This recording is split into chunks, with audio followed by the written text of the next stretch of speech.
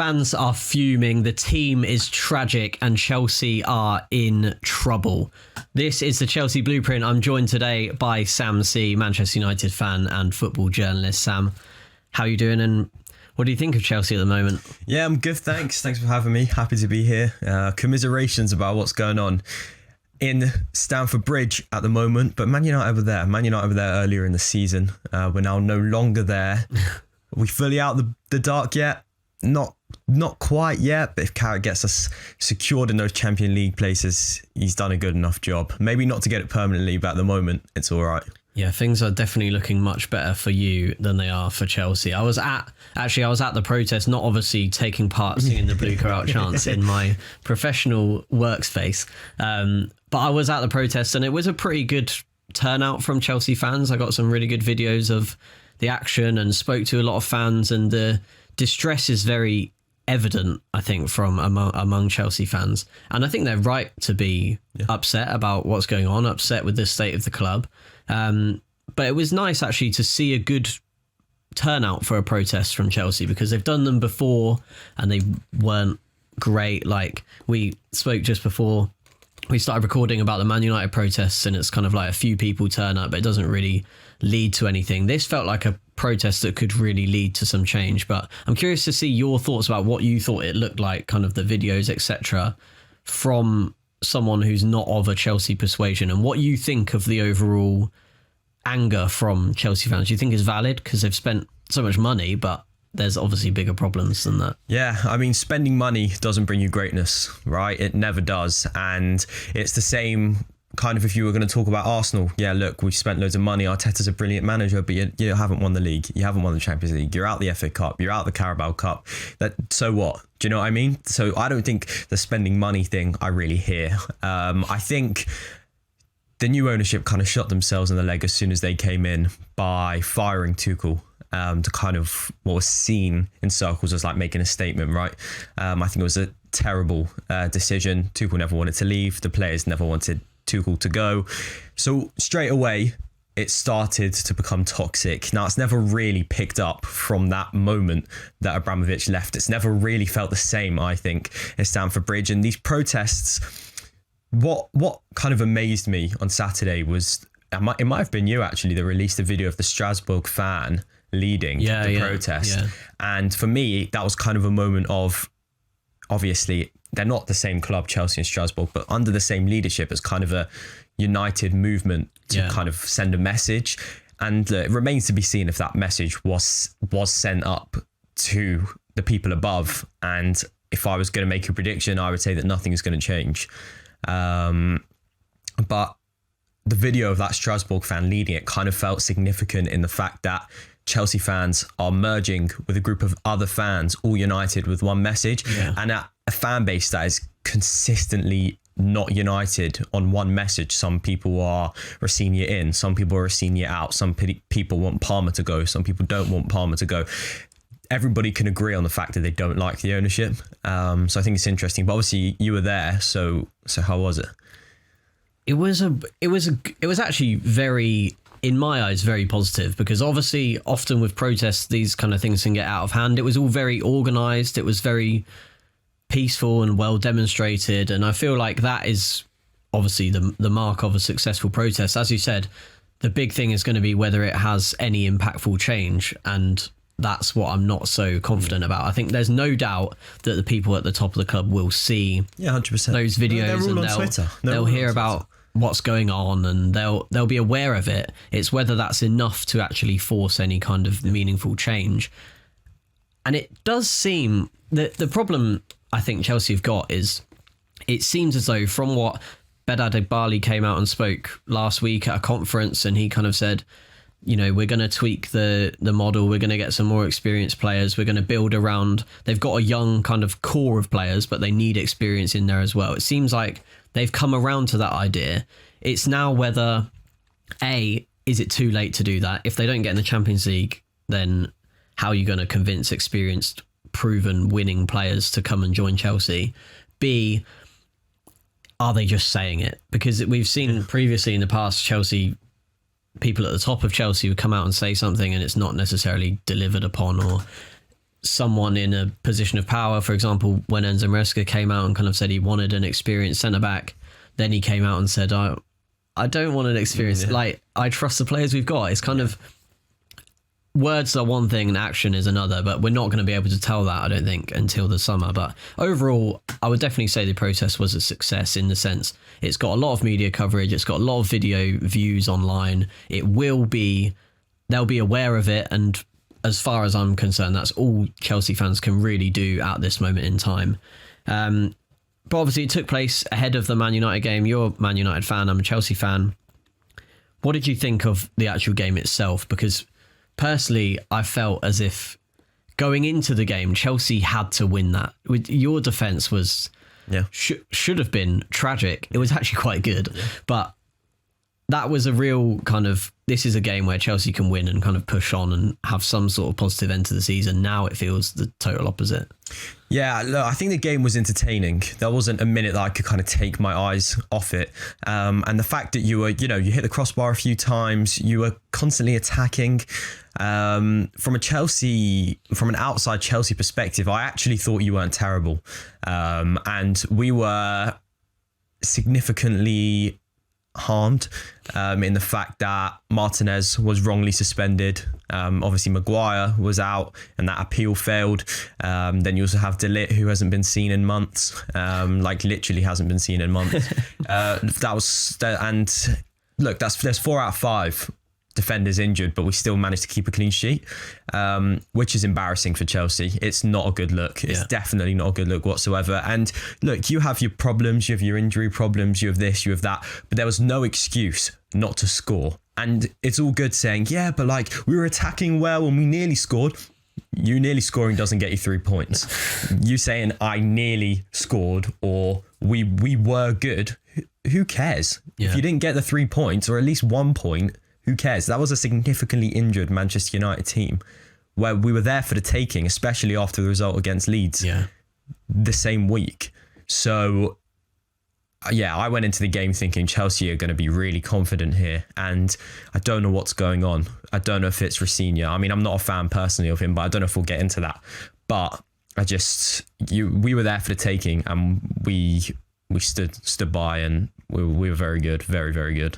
Yeah, one player I definitely kind of want to speak about is Alejandro Garnacho. Obviously, he's played for United. He's come to Chelsea. He was given so much abuse by Man United fans in the stadium on Saturday. And the almost funny thing about it was he was also being given abuse by Chelsea fans. And I want to know from a Man United perspective, what is it that makes you kind of dislike Garnacho so much? Because from my point of view, he was obviously a Man United boy. I watched him in the FA Cup Youth Final and thought he was going to be this incredible player. He was such a good talent at a young age. And there was all this stuff also about him kind of apparently missing Man United. He reposted some stuff on TikTok or posted some stuff. And there was sections of Man United from what I saw in the comments of those videos, like, oh, miss him, like, and how good he was. He scored one of the best Premier League goals I can remember seeing. How did it all go so wrong for him? And then after that, I'll give you a Chelsea perspective on the same player. Yeah, so first of all, I think it was very telling, the full-time scenes at Stamford Bridge, where Garnacho was standing right next to the tunnel. And it's not like he was hiding. He was very much there by himself, kind of just stood there staring. Now, I think it was Garnacho waiting for some of his ex-teammates to go up to him, shake his hand. But no, that didn't happen. Casemiro straight past him. Kobbie Mainoo. There's that famous picture of Mainoo, Højlund and Garnacho sitting, staring back onto the pitch after scoring. Ignored by Mainoo, ignored by Casemiro. Sesko, maybe, you're going to go as a mark of respect and shake Garnacho's hand. Ignored. Dalot threw him onto the ground. No apology. Luke Shaw threw him onto the ground, then posted it on Instagram, which then Angry Ginge commented and said about the chant, which I don't know if we can swear on here or not. And then that comment was liked by Luke Shaw. There's clearly, I didn't know that. There's clearly a hatred amongst the Man United fan base and the Man United fans towards Garnacho, which raises the question of what did he do, which nobody seems to be quite sure about. What did Garnacho do? Now, he wasn't good. He was terrible. I saw a clip of Mark Goldbridge going on air saying that Manchester United, the man of the match at Stamford Bridge for Man United was Garnacho. Gave the ball away constantly. Was no attacking threat. Esteval went off. On came Garnacho. Chelsea were down to effectively 10 men. Right? But there was a player there once. There was a fantastic player there. FA Cup final against Manchester City. What a player. You know, he's had massive moments in Man United shirts. His Man United career is over. He's never going to come back. It's never going to be the same. The fan base really, I've never seen the fan base dislike a player as much as they dislike Garnacho. Wow. I mean, you were there constantly, like from the 10 minutes when he came on for the last 18 or however minutes he played, every time he touched the ball, boo. And then if it kind of felt like there were sections of the Chelsea fan base booing him, but then when Mason Mount came on, I don't think he's ever had such strong boos from Stamford Bridge before, which to me felt like kind of a kickback at how Man United were treating Garnacho. But the players are throwing Garnacho onto the ground. They're ignoring him. There's clearly a problem. And is it an attitude problem? I don't know. But he clearly has done something so wrong to be ignored by the Man United players at full time, and to have them post pictures of him on the ground. And then Bruno Fernandes replying to Luke Shaw's comment. There's clearly something deeper than, we just don't like him. Yeah, I find it really difficult with Garnacho as a Chelsea fan, because I actually feel like his, when he was at Man United, there was all this kind of attitude stuff and talk about him in the sense of he obviously his brother was causing chaos, posting all this stuff about Garnacho should have deserved better in the Europa League final, should have played more. Amorim threw him under the bus is what he said, wasn't it? And then there was the Garnacho wearing the Villa shirt with Rashford's name on the back. So it was kind of easy to see how things went sour. But at Chelsea, his attitude actually has been quite good. And we haven't really seen that side of him with the attitude of his brother getting involved and him pulling these kind of stunts to force a move away. But we just haven't seen the talent either. That's the problem with him at Chelsea, is that we've seen an improvement in one sense, but the player, the actual left winger that we paid money for, that was this brilliant talent, we haven't seen any of it. And he said himself he hopes next season will be better. I'm not sure he'll be here next season. I think he'll be sold in the summer. The problem that Chelsea have got, so they paid, I think, 40 million for Garnacho. If Chelsea want to sell him, we've got Giovanni Kenda will join next season. He's been told he's going to play as a left winger. If Chelsea want to sell Garnacho, presuming they'll keep Gittins, who might not even be better than Garnacho, but based on what we've seen, he kind of has to be. And he's probably got a kind of brighter potential and bigger future.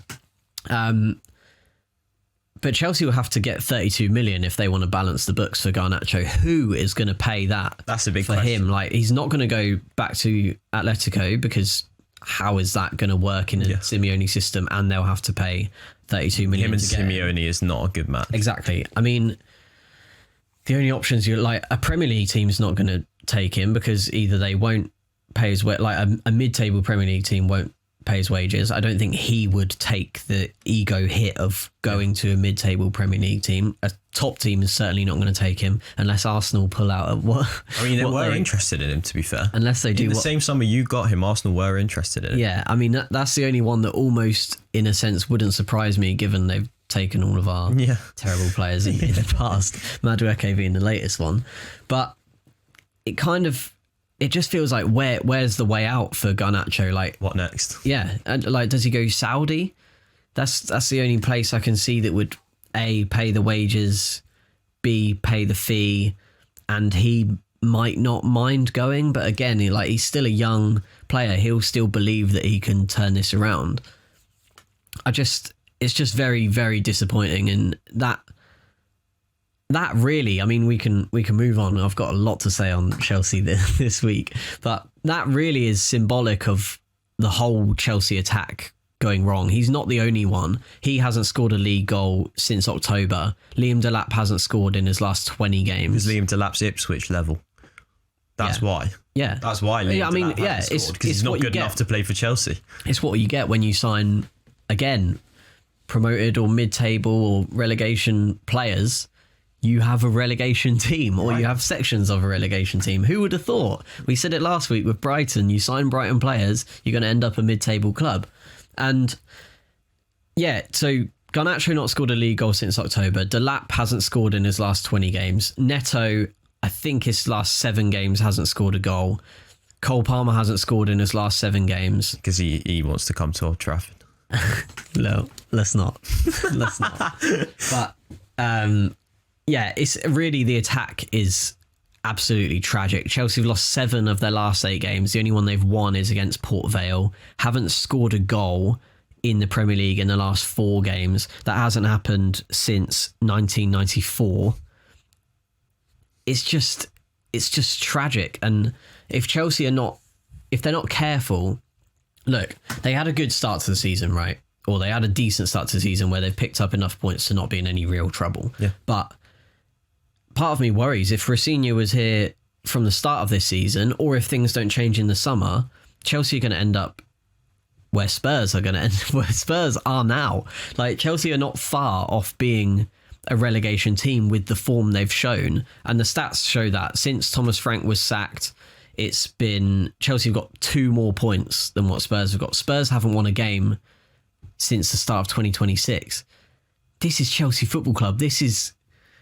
You have to be better than this. You can't be this bad. And this is why there's so much anger from fans, because they don't recognise their club anymore as this brilliant trophy-winning team. I think it's interesting that you mentioned Rossinha, because obviously Enzo Maresca kind of shot himself in the leg with the comments he made, which was actually kind of similar. It all kind of happened in a similar time frame with Ruben Amorim saying stuff indirectly at the ownership. Enzo Maresca kind of saying the same thing, even though I think Maresca said it first and then Amorim kind of followed suit. But the problem with Rossinha is that I don't think anybody is quite taking him seriously. I think he knows that he is lucky to be manager of Chelsea Football Club. I think the players know that he isn't the long-term manager of Chelsea Football Club. He won't be at Chelsea Football Club for so much longer. And we've seen people say that Rossinha is going to stay even if you don't get in the Champions League places. But where's then the appeal for the players in the summer, the current players there that might want to go? Rossinha doesn't help himself, I don't think, especially with the way he talks. And I really like a manager with personality. I really liked Ruben Amorim. I really liked the way he talked. But sometimes it doesn't, you don't help yourself with the comments that you make. Straight away, when Rossinha made that comment in one of his first ever interviews about how being a manager means you're aging men, straight from there, social media were onto him, and they've never really been off him since. You know, there's the images of like him looking like Will from The Inbetweeners and stuff like that. I don't believe that the players believe in Rossinha, which I think is the big problem. Just like I don't think towards the end the players believed in Ruben Amorim at Man United, and you saw that change needed to be made. The manager can't quite work out how to play the correct football. Look at that Europa League final between Man United and Tottenham. It was inexcusable that Ruben Amorim couldn't beat Ange Postecoglou. It was absolutely inexcusable. Yeah. And then he did it, and we literally looked like it was a pre-season match. And then for you, when you come out in all these games and Rossinha's like, yeah, but like we were good. So you didn't win. You haven't scored. There's what's really going on here, and it's deeper. And I don't think the players fully believe in Rossinha. I think some of them might still be aching from Enzo Maresca. Definitely. I mean, I look at it, right. If I was a Premier League, if I'm Cole Palmer and one of the most talented players I've seen put on that Chelsea shirt, amazing player, all the talent in the world in his left foot. If I'm Cole Palmer, and I know how good I am, and I've got Liam Rossinha coming into the dressing room, like telling me how to play football. If I'm him, and he might not be the same as me, he might have way more respect for Rossinha, but if that's me, I'm kind of thinking like, who are you to tell me what to do?